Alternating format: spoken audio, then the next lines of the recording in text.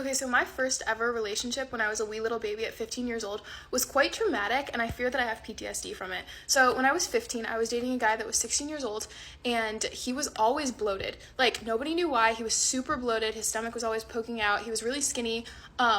And he always was really gassy also. So finally he gets this diagnosis from a doctor, and the doctor says that he has cysticercosis. Now, nobody knew what that meant at the time, but he had to get a procedure done to like alleviate his symptoms. And I told him that I love him, so of course I'll be at the hospital with him and I will walk him through his recovery, helping any way that I can. So I have my mom drive me to the hospital because I'm 15, and we accidentally drive to the wrong hospital, which is a whole other story.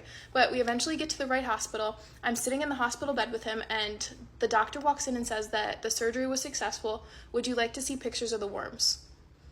Now, at this point, when the doctor says worms, I'm like, did you just say worms? And the doctor's like, yeah, cysticercosis is a parasite infestation of your stomach, and there's a bunch of cysts that are outside the worm egg. So the worm egg develops, and then cysts develop around it to protect the worm from your body, or from your stomach acids, whatever, like eating it. I don't know.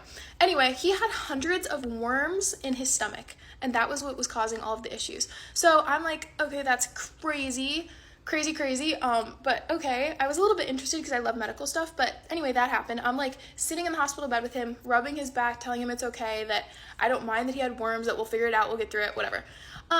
Turns out he's Snapchatting his ex-girlfriend in the hospital bed.